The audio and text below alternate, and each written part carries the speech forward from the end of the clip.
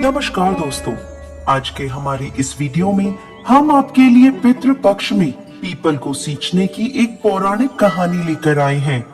एक समय की बात है, किसी गांव में एक किसान रहता था जिसका नाम राजू था और उसकी पत्नी का नाम कमला था। राजू खेती करके अपना घर चलाता था, तो वही कमला ने अपने घर पर मवेशी पाल रखे थे जिनसे दूध दही का प्रयोजन हो जाया करता था। राजू और कमला को एक बहुत बड़ा दुख था कि उनके कोई संतान नहीं थी।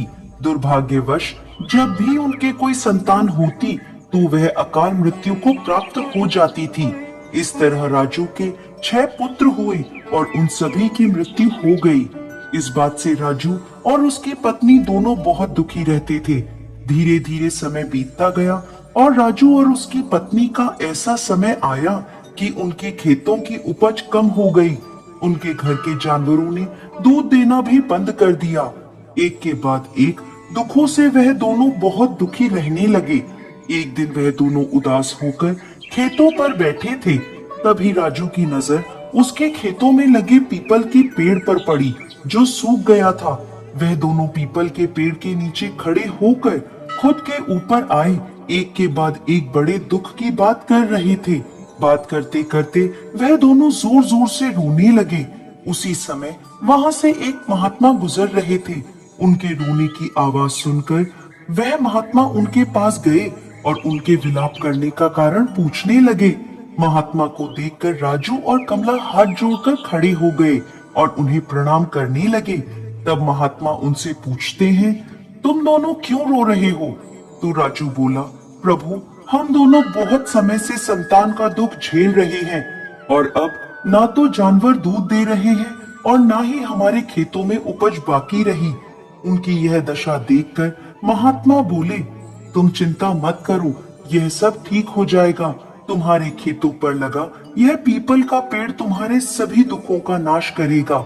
अब से रविवार का दिन छोड़कर तुम सभी 6 दिनों तक इस पीपल के पेड़ को दूध और जल से सींचना तथा शाम के समय पेड़ में तेल का दीपक जलाना और रविवार के दिन दूध मिश्रित जल सूर्य देव को अर्पित करना।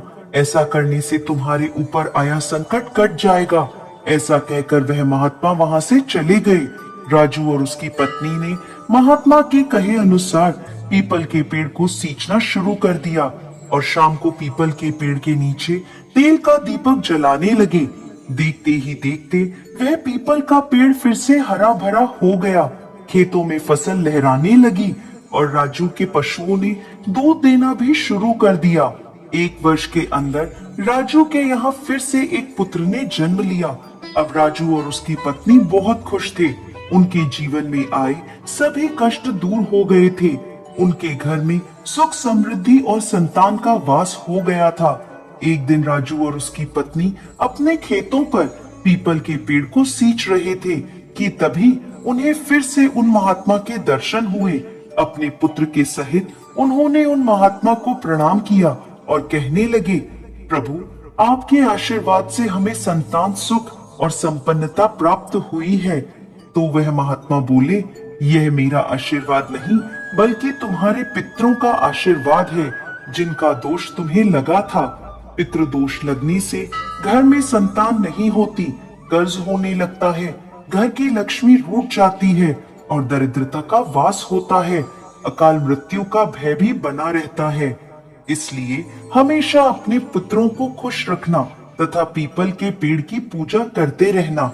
ऐसा कहकर वह महात्मा वहां से चले गए और राजू और कमला अपने पुत्र के साथ मिलकर पीपल के पेड़ को रोजाना सींचते रहे। जय पीपल देव।